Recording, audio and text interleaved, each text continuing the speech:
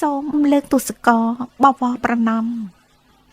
បង្គំព្រះពុទ្ធព្រះបរមគ្រូបព្វបរោះខ្មែរអ្នកតស៊ូគំរូរៀមច្បងចងក្រងទុកក្រាបថ្វាយបង្គំព្រះមហាក្សត្រប្រណិប័តដៃជូជាប្រមុខមគ្គទេសដឹកនាំជាតិខ្មែរសុខព្រះសង្ឃសូមទុកជាទីសក្ការៈខ្មែរសូមដឹងគុណនាយករដ្ឋមន្ត្រីដែលមានស្នាដៃសាងជាតិស្មោះសរចងក្រងប្រវត្តិទុកជាដំណរបន្តគំរូដល់ខ្មែរគ្រប់ប្រាណជីវប្រវត្តិហ៊ុនសែនរ៉ានីសម្ដេចទាំងពីរសាងជាតិថ្កាំងថ្កានរៀបរាប់រឿងពិតជីវិតពីប្រាណជូនញាតិសន្តានស្ដាប់ដូចតទៅដេចជោសែនកើតឆ្នាំ52អង្គារទី5នាខែសីហាអាយុ13បែកពីគ្រួសារទៅរៀនសាលាឥន្ទ្រទេវីតាមការអំពាវនាវសម្ដេចឪឲ្យរះកូនចៅចូលព្រៃម៉ាគីយុវជនហ៊ុនសែននិងប៊ុនរ៉ានីសម្ដេចទាំងពីរស្ម័គ្រចិត្តបដូរផ្ដាច់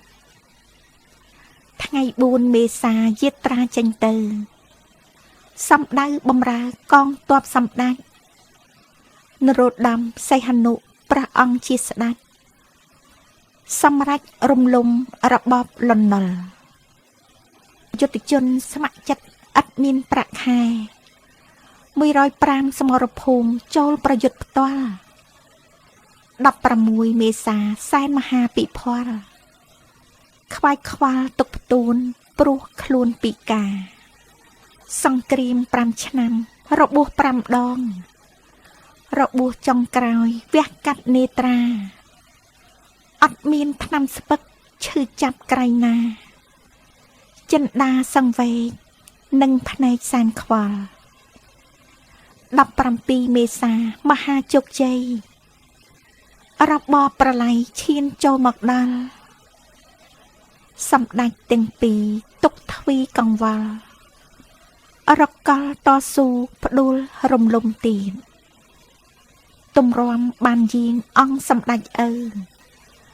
មកនៅសោយរាជកំបីឃ្លៀងឃ្លាតបណ្ដេញលន់នល់ពួកប៉ុលពតទៀតចៅមកសៀតខ្មែរអស់ពីសម័យកាលសម្ដេចទាំងពីរលោកបានចំណាយអាយុជីវិតជាងពាក់កណ្ដាល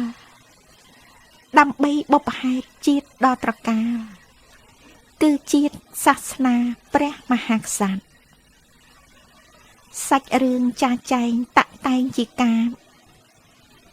កំណាព្យបុរាណដោយការប្រតិបត្តិមានឯកសារយោងច្រើនដោយម៉ត់ចត់ចាត់ចែងសម្ដែងទៅតាមសេចក្តីចំណងជើងរឿងថាសែនស្រណោះរឿងពិតឥតខ្ចោះនៅក្នុងលោកីយុវជនម៉ាគីពីប្រពន្ធប្តីគិតជាតិទឹកដីធំជាងសង្ខារថ្ងៃ5មករា76គុណព្រះលោកជួយបានដោយប្រាថ្នាហ៊ុនសែនរ៉ានីទាំងពីរកាយាលោកបានរៀបការសំដោយបំណងយុវជនប្រុសស្រីទាំង13គូដាច់ចូលរៀបការកំសត់កន្លងគ្មានការចូលរួមញាតិមិត្តប្អូនបងអង្គុយត្រសងដូចអង្គប្រជុំក្រោយពីរំសាយរត់ស្វែងរកគ្នាផ្លូវឆ្ងាយវេទនាដើរស្ទើររលំឆ្ពោះទៅអង្គភាពទីឋានត្រនំរាត្រីទឹកខ្មុំคล้ายជាទឹកខ្មេះដំណើរផ្លូវឆ្ងាយរហូតដល់យប់ដល់ភូមិក៏ឈប់គិតគ្រប់ដំរេះស្នាក់ចំម្ចាស់ផ្ទះចេះអើយសែនចេះបានអីនឹងកេះព្រោះដេកបែកគ្នាម្ចាស់ផ្ទះតឹងរឹងខឹងក៏មិនបាន ព្រោះអីគាត់ស្មានមិនមែនភរិយាបើគាត់អនុញ្ញាតខ្លាចខុសអង្គការហេតុនេះភរិយាដេកបែកខាងស្រីសែនមហាវេទនីបានគ្នាជាគូជីវិតតស៊ូបដូរផ្ដាច់ឥតបីគូឲ្យអនិច្ចាស្នេហាថ្មងថ្មីប្រពន្ធជួបប្តីទីតីគ្មានលហែថ្ងៃ10វិច្ឆិកា76កូនពន្លកត្រួយដល់គម្រប់ខែប្រសោតមកភ្លៀមធ្លាក់ប៉ះចុងក្រែកំសត់កូនម៉ែបាត់បង់សង្ខារអនិច្ចាអសូរកូនពុនពេកក្រៃកូនធ្លាក់ពីដៃពេតឈ្មោះខ្ជីខ្ជីអោហ៊ុនកំសត់កូនប្រុតមីដាកូនប្រុសមរណាចោលពុកម៉ែហើយប្រពន្ធគ្រប់ខែតែងនៅក្បែរប្តីកម្មអីទ្រង់ស្រីគ្មានពេលលហែលហើយរស់ឆ្ងាយពីប្តីឥតកោះឥតត្រើយនេះហើយរបបឃាតករអាចខ្មៅក្នុងនាមឪពុកຕົកដូចទូលភ្នំនឹកដល់ឧត្តមភរិយាឆោមឆ្លៅសុំច្បាប់មិនបានប្រានចុកផ្សារក្តៅតើយ៉ាងណាទៅកូននឹងភរិយាចៃដន្យដំណើរឆ្លៀតឈៀងចូលទៅសំដៅប្រពន្ធប្រសោតបុតភ្ងាពុទ្ធោម្ចាស់ថ្លៃកូនខ្សែជនមីលោហិតបុត្រាថ្លាហូរតាមមាត់អោកូនកំសត់កូនមាឪពុករឿងកូនចាទុកចងជាប្រវត្តិរសជាតិជីវិតប្រៃល្វីងជូរចត់ទុកស្រីប្តីប្រត់កំសត់ស្ទើរសូនទឹកចិត្តឪពុកទុកពេញអរា ពុកហូតក្រមាក្របឲ្យសពកូនទឹកភ្នែកដាច់ជោហូរស្រក់ផ្ទួនខ្លោចផ្សាសពកូនគ្មានពេលរសាយចិត្តជាឪពុកចុកចាប់ខ្លោចផ្សាសុំបាញ់ជាការមិនចង់ចេញឆ្ងាយយកកូនទៅកំមើលរក្សាម្ដាយស្ដាយកូនប្រត់ស្លាប់ទុកសែនมองសាំងចាត់ជាកងទ័ពអាវុធក្នុងដៃស្ទើរតែប្រឡ័យមេទ័ពចិត្តខ្មៅសំដីមនុស្សពីលពោលយ៉ាងខូខើទោះមិត្តឯងនៅក៏កូនមិនរស់សែនមហាសង្វែកទឹកភ្នែកដាច់ចូលអាសូរកូនស្លាប់នឹងមុខស្រស់ស្រស់ដាច់ចូលទប់ចិត្តព្រោះខ្លាចគិតខុសណាស់ហើយចុះទ្រាំទប់ទាំងក្តីផ្សាចុកនឹកហ៊ុនកំសត់កូនមាសឪពុកបង្ហោះ Facebook ឧទ្ទិសបុត្រភ្ងាថ្ងៃ10វិច្ឆិកា76កូនពន្លកត្រួយបាត់បង់សង្ខារដាច់ចូលចិត្តមាសនៅតែចងចាំទោះរយខែឆ្នាំក៏នៅចាំដែររាល់ការឈឺចាប់គ្រួសារទុក្ខសោកគ្រប់ក្តីវិយោគពិសេសរឿងខ្មែរសង្គមបែកបាក់ជាតិទុក្ខឥតលហែប្រវត្តិសាស្ត្រខ្មែរដាច់ចូលគ្មានផ្លេចចិត្តជាឪពុកមានព្រំវិហារនឹកដល់កូនភ្ញីទឹកភ្នែកជានិច្ចភាសាឪពុកពីបេះដូងពេជ្ររំលេចអក្សរាផ្ញើកូនកំសត់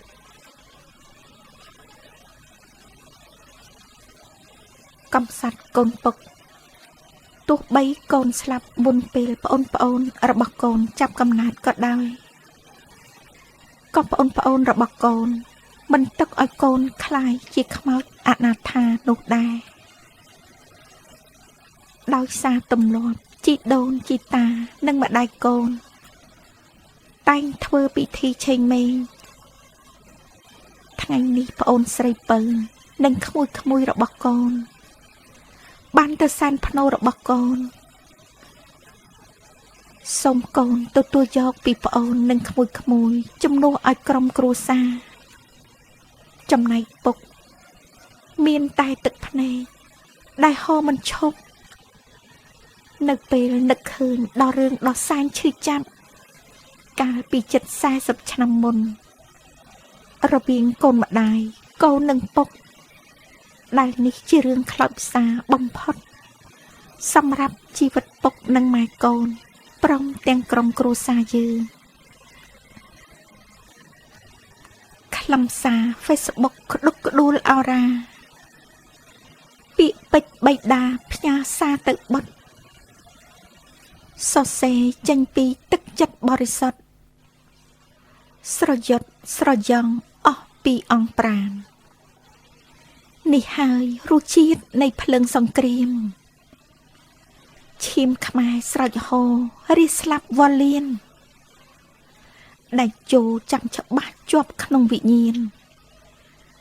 វិធាននយោបាយស្រាយជាប្រញាប់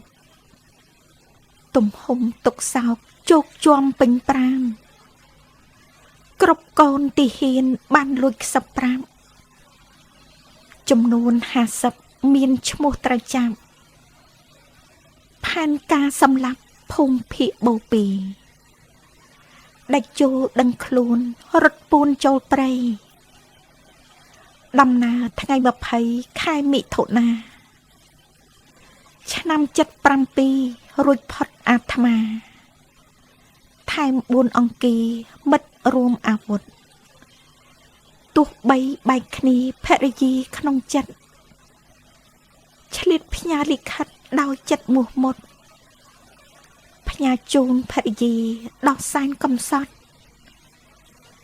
នាងអានសម្បត្តិទាំងទឹកភ្នែកហូរមកដល់រនីប្រពន្ធសម្លាញ់ដ៏កំសត់របស់បងពេលអូនកំពុងអានសម្បត្តិនេះបងកំពុងស្ថិតនៅកន្លែងដ៏សែនឆ្ងាយរហូតដល់ខ្លួនបងក៏មិនដឹងថានៅទីណាផងបងសុំលីអូនសិនហើយលីរហូតដល់ថ្ងៃជួបគ្នាវិញដោយគ្មានពេលកំណត់អនិច្ចាស្ត្រីប្តីចាកចេញទៅទុកសោកមងសៅក្តៅគ្មានពេលហែកូននៅក្នុងផ្ទៃអាយុ5ខែតើខ្មែរអាណាមិនហូរទឹកភ្នែកទុកស្រីប្តីព្រាត់កំសត់ពេកក្រៃទនកម្មប្រៃផ្សៃធ្ងន់ក្រៃអាណែកទនកម្មរើរៀមគោះគល់ទូលរែកមានតែទឹកភ្នែករំលែកទុកប្តីពេលប្តីឃ្លាតទៅរស់នៅវេទនារងពាក្យនន្ទាពួកមីជាស្ដីណាមួយអត់ឃ្លានកូននៅក្នុងផ្ទៃពលកម្មពេលថ្ងៃពេលយប់ជាប់ឃុំការងារសែនធ្ងន់ប៉ុនពេកប្រមាណរិញរៃស្គមប្រានថ្ងៃណាក៏យំអាសូរក្នុងផ្ទៃកូនកាន់តែធំណាមួយបារម្ភនឹកទៅដល់ប្តី4ខែកន្លងបងឃ្លាតចេញទៅរូបអូនរស់នៅកាប់កោះរៀនដីកំណើតកូនយើងកើតចំថ្ងៃ20តុលាថ្លាថ្លៃឆ្នាំ77អូនឆ្លងទន្លេបាន12ថ្ងៃក្នុងខ្លួនលហិតលហៃស្ទើរខ្សែជីវីក្រោមការឃុំឃាំងខ្មាំងយាមមូលមីគ្រប់វិនាទីសន្និសុខឃ្លាំតាន គូឲ្យអាសូរដាច់ចូលពន់ពេក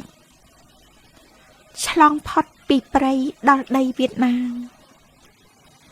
ឆ្លប់ភូមិហក់លីចាប់ភ្ជុងគំរាម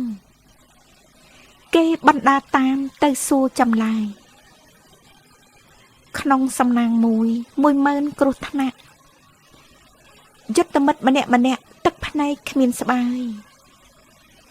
គេបំបែកគ្នាបង្ខំឲ្យឆ្លើយអនិច្ចាមិត្តអើយអោបជង្គង់យំដាច់យោវិលវិញពេញដោយទឹកភ្នែកយុទ្ធមិត្តយំយ៉ែកខ្លាចបែកមេធំដាច់យោយល់ការខ្លោចផ្សាក្រៀមក្រំសុកចិត្តលួចយំមិនឲ្យមិត្តដឹងសំនួរចាំដែលសួរបែបគុំនេះដាច់យោស្ទើរវិសលួសបាត់ប្រលឹងសំនួរច្រើនសារនរណាមិនខឹងសួរអីឆ្លើយនឹងសួរហើយសួរទៀតខំស្កាត់ពីនាយរកការគាំទ្រមិនគួរវឹកវរជីវិតក្រោតក្រៀតគេចោទថាខ្មាំងចារកម្មសោកសៀតហ៊ានចូលជ្រែកជ្រៀតព្រំដែនខុសច្បាប់ចូលថ្ងៃទី3ភ័យតក់ប្រមាយុទ្ធមិត្តគ្រប់គ្នាត្រៀមខ្លួននឹងស្លាប់បើសិនវិលវិញប៉ុលពតសម្លាប់គិតសពគិតគ្រប់មិនដឹងយ៉ាងណា22ថ្ងៃក្នុងគុកលុកninhជីវិតពោពេញចុកចាប់ឈឺផ្សាទ្រាំក្លិនឆ្អេះឆ្អាបស្ទើរតែមរណា27កញ្ញាទើបមានរស្មីជីវិតអ្នកទោសឃ្លានណាស់លោកអើយមិនដែលស្គាល់ឡើយបែកកកក្តាំងក្ដីឃើញរើសគ្មានសល់កន្ទុយបារីអាហារចំណីបានត្រឹមនឹកស្មានពេលរួចពីគុកបានបាយមួយឆ្នាំងលេខ10យ៉ាងពេញបំណាច់នឹងឃ្លានហូបគ្នា5នាក់គ្មានសល់ក្នុងចានភ្លេចអស់ខ្មាស់អៀនព្រោះឃ្លានខ្លាំងពេកស្គាល់ហើយបាយស្រួយខានហូប2ឆ្នាំពេលនេះហូបផ្ដាំហូបហល់អាណែកដាច់ជោអស់ណាស់បានទីបង្អែកលុះដល់ថ្ងៃស្អែកបានជួបចរចាវៀតណាមបញ្ជាក់ឲ្យដាក់សំណើជូនទៅថ្នាក់លើតាមបែបផ្លូវការលាយលក្ខអក្សរទៅតាមខ្លឹមសារបំណងយ៉ាងណាសរសេរទាំងស្រុងថ្ងៃ27នាខែកញ្ញាសំណាងអស្ចារ្យជួបវ៉ាន់ទៀងយ៉ុងឧត្តមសេនីយ៍ល្បីភាគខាងត្បូងរំដោះទាំងស្រុងក្រុងហូជីមីញដាច់ជោវៀងវៃស្មារតីផ្ចិតផ្ចង់សំណើស្មោះត្រង់គ្មានក្តីតូមនិញសុំវៀតណាមជួយរំដោះភ្នំពេញព្រោះស្រុកខ្មែរពេញដោយកាប់សម្លាប់សំណើដាក់ភ្លាមមាន5ចំណុចវៀតណាមប្រថុយមិនងាយនឹងស្ដាប់បដិសេធសំណើដាច់ជោប្រញាប់វៀតណាមបានប្រាប់ខុសច្បាប់សកលដាច់ជោសែនគិតស្ទើរបែកអរានិយាយយ៉ាងណាឲ្យវៀតណាមយល់ស្រុកខ្មែរវឹកវររិះទុកកង្វល់គ្មានអ្នកណាខ្វល់ពីរឿងខ្មែរឡើយ30កញ្ញាទេវតាមានភ្នែកទ្រូងតាំងស្ទើរបែកស្រាប់តែធូរស្បើយប៉ុលពតលើកតបវាយវៀតណាមហើយមិនវៀតណាមអើយស្លាប់យ៉ាងទន់ហន់កាលសួរចម្លើយប្រាប់ហើយមិនជឿឥឡូវវៀតណាមប្រកាសអាសន្ន អ្នកតាខឹងហើយមិនចាំបាច់បន់គ្រប់អិសរាជជនខ្មែរមានសង្ឃឹមដាច់ជោគិតថានេះជាឱកាសដូចសុរិយារះពេលព្រឹកព្រលឹមចលនាតស៊ូនឹងមានសង្ឃឹមគ្មានអ្វីប្រៀបផ្ទឹមកម្លាំងសាមគ្គីសូមលើកសម្ដែងថ្លែងក្តីវេទនាឧត្តមភរិយានាមប៊ុនរ៉ានីពីរអ្នកម៉ែកូនរត់លូនវក់វីចេញចាកចោលទីទាំងយប់ងងឹតពីរយប់3ថ្ងៃក្នុងព្រៃស្មសានណាមួយស្រែកឃ្លានហួសពីការគិតដៃ3ថ្នមកូនលើសពីជីវិតកូនណាយម៉ែគិតកូនគ្រប់នីតិទៅដល់ត្បូងឃ្មុំម្ដាយយំអោបកូនយប់យន់ស្ងាត់សូនលូនផ្ទាល់ធរណីគេងបំបើកូនស្ដាប់គ្រប់ទិសទីក្រែងខ្មាំងយាយីតាមវាយប្រហារ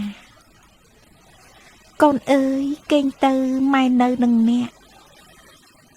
យប់ជ្រៅត្រជាក់ពីអ្នកមេដាដំណឹងពុកកូនមិនដឹងយ៉ាងណាសូមឲ្យទេវតាប្រទានពរជ័យអនិច្ចារណីស៊ីអត់ស៊ីឃ្លានហួសពីការស្មានប្រានសរសៃខ្ចី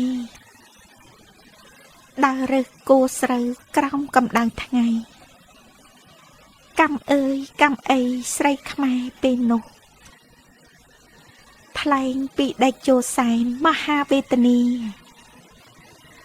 រងាគ្រុនចាញ់ញ័រគ្មានពេលលួសបណ្ដាលពីដេកធ្វើចំណៃមុខបានរស់មួយថ្ងៃវិស័យមួយឆ្នាំនឹងសូមថ្លាថ្លែងពីរឿងវៀតណាមព្រមតាមនឹងជឿដាច់ជោបណ្ដាំក្រោយពីបានត្រូវប៉ុលពតដាក់ថ្នាំពលរដ្ឋរងកម្មដេកស្លាប់កជើងដាច់ជោតាំងចិត្តព្រោះបានគិតច្បាស់នេះជាឱកាសសម្រាប់ខ្មែរយើងប៉ុលពតវាយលុកតាមចិត្តទំនើងកំភ្លើងធំផ្លោងដល់ខេត្តតៃninhវៀតណាមក្តៅចិត្តគិតចេញបញ្ជារៀបចំផែនការវាយប៉ុលពតវិញតាំងពីដុំថាប់បិណ្ឌភឿកតៃninhដើម្បីបណ្ដេញឲ្យអស់ចៅខ្មាំងដាច់ជោប្រាប់ហើយនៅតែមិនជឿក្រោយមកជំនឿលើដាច់ជោខ្លាំងទុកចិត្តដាច់ជោរួមជាកម្លាំង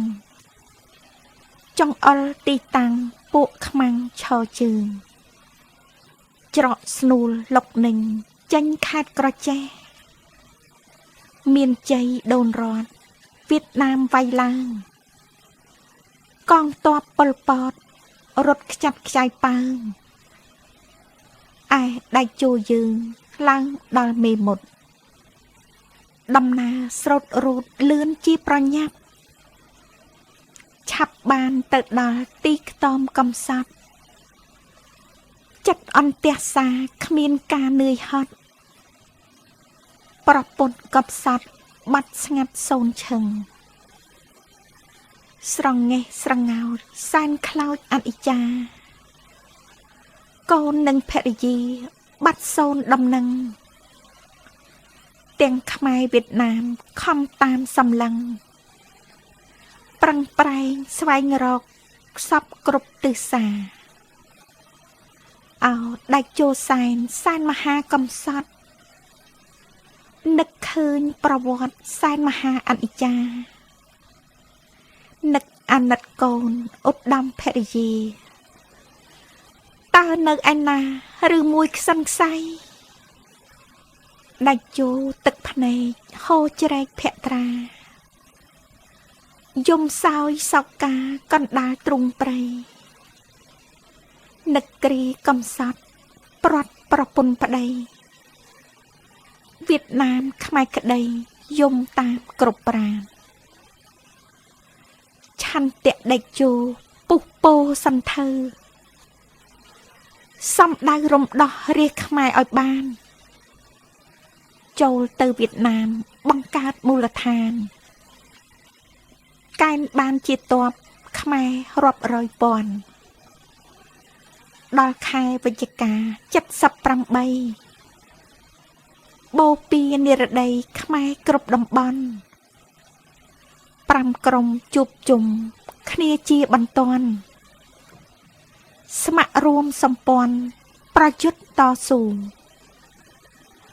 រួមគ្នាឯកច្ឆន្ទបង្កើតរណសេរីតំបន់រំដោះនៅភូមិជើងឃ្លូមេទិញប្រកាសរណសេរីពីធ្នូតស៊ូរំដោះជាតិកម្ពុជាបងប្អូនភៀសខ្លួនខ្មែរទាំងប៉ុន្មានស្ម័គ្រចិត្តចូលប្រាណធ្វើជាយោធាសល់តែចាស់ចាស់និងក្រុមកុមារសាមគ្គីខ្លាំងក្លាស្ម័គ្ររំដោះជាតិរណសេរីប្រកាសដាក់ចេញគោលការណ៍ខេមរាប្រុសស្រីក្រោកឈរព្រុងព្រាតដាច់ជោចាត់តាំងកម្លាំងទ័ពទៀតបង្កើតអង្គភាព125ចេញពីធូតដឹក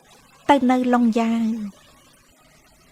ដាច់ជោស្រួចស្រាវដឹកនាំសកម្មបង្ហាត់កងទ័ពតាំងពីខែ5រហូតចុងឆ្នាំ78វៀតណាមបាក់ចិត្តអាណិតដាច់ជោទំនោរមើលឃើញបញ្ញាវៀងវៃឆន្ទៈមនសិការប្រាជ្ញាស្មារតីគប្បីត្រូវធ្វើជាមេបញ្ជាចាប់ពីខែ5ដល់ខែ6វៀតណាមលើកស្ទួយយុទ្ធសាស្ត្រយោធាទ័ពខ្មែររាប់ម៉ឺនស្ថិតក្រោមបញ្ជាសេនាធិការនៃដៃជោសែនជំរំ11ដល់18យុទ្ធជនប្រុសស្រីស្ម័គ្រក្រោកឈរណែនហាលភ្លៀងហាលថ្ងៃប្រឹងហាត់មែនតែនកងទ័ពហ៊ុនសែនកើនរាប់រយពាន់ក្រុមខ្មែរបះបោរបានមកជួបជុំជំនុំនាខែវិច្ឆិកាបន្ទាន់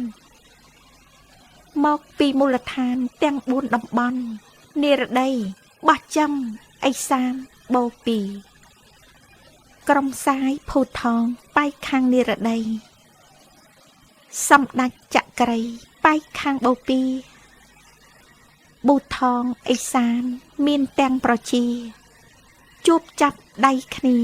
និងដៃជោសែនឯក្រុមទី5រងចាំជាស្រេចពួកគាត់រត់គេចឆ្លងកាត់ព្រំដែនកាលឆ្នាំ54ទៅតាមកំណែនឆ្លងដែនវៀតណាមទៅភាគខាងជើងក្រោមការឧបត្ថម្ភរបស់វៀតណាមទាំងស្បៀងអាហារនិងគ្រាប់កាំភ្លើង28វរៈបានបង្កើតឡើងកងទ័ពខ្មែរយើងកើនជាង 20,000 កងទ័ពរណសេរីពិតជាហានខ្លាទើបចប់សិក្សាសាលាវឹកវើនធូដឹកឡុងយ៉ាវបារីរាប់ម៉ឺនប៉ុកពើនហាត់រៀនអង្អាចហានខ្លាវៀតណាមកម្ពុជារួមគ្នាប្រយុទ្ធកំចាត់ប៉ុលពតសង្គ្រោះខេមរារបបអាវខ្មៅខ្លៅពីរិស្យាខ្មែរផុតមរណាពីជ្រោះប្រឡ័យកងទ័ពរណសេរីសាមគ្គីមោះមុតស្ម័គ្រចូលប្រយុទ្ធគ្មានខ្លាចខ្លួនខ្សែ កំចាត់ឲ្យអស់ពួកបនព្រៃផ្សៃរំដោះទឹកដីជូនជាតិប្រជា7មករាមហាជោគជ័យខ្មែរមានសេរីរួចរស់គ្រប់គ្នា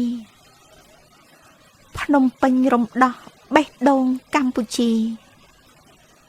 របបប្រហាររលត់សូនឈឹងថ្លែងពីដេជោមហាកិត្តិយសចុះពីយន្តហោះចិត្តគិតរំពឹង